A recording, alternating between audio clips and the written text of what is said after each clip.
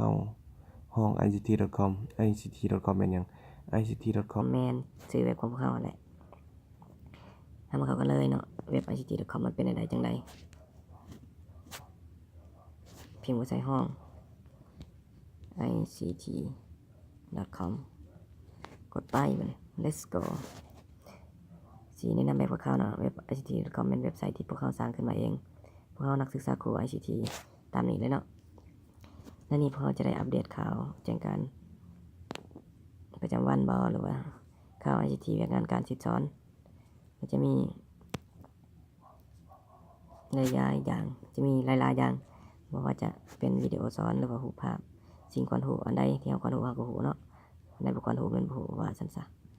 ข่าวสารเหตุการณ์บ้านเมืองข่าวสาร IT โอเคเรามาข่าวสาร IT กันเลยข่าวสาร IT เป็นเสื้องานสำหรับงาน Photoshop แม่นใดๆบัดนี้แม่นเสื้อที่ใส่สำหรับ Photoshop นั่นแหละการตัดต่อรูปภาพเฮ็ดรูปติดบัตรเลยเฮ็ดได้ก็แล้วแต่เนาะ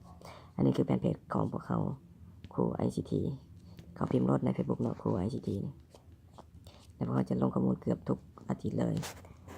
แล้วมาเข้าสู่บทความใหม่นึงไปเข้าที่ครูควรรู้เนี่ยครูควรรู้แม่นยังครูควรรู้เนี่ยเข้าไปเลยครูควรรู้บุคลิกภาพภายในของครูเป็นยังไงตึบ3-4อันไปเลยเนาะเอาเป็นนักเรียนนักศึกษาเขาควรจะรู้เนาะ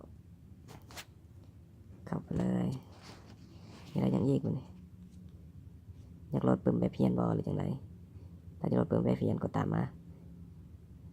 ข้างของหูเนี่ยปุ่มแบบเพียนประถมมัธยมศึกษาเนี่ยเต็ม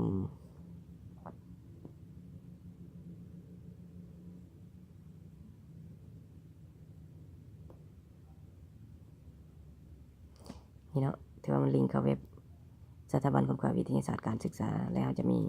ปุ่มแบบเพียนให้โหลดแต่ม.1 5 ม.7ให้มันกับคืนเว็บของเขาเองเนาะเขาน่ารัก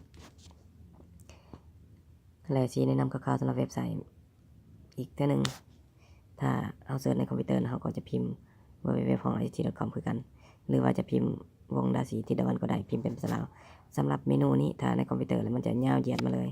แต่สำหรับในสมาร์ทโฟนหรือว่าโทรศัพท์มือถือมันจะมี3ขีดตรงนี้คลิกใส่3ขีดแหละเมนูต่างๆมันก็จะเด้งขึ้นมาแล้วก็สีบัวลายใหญ่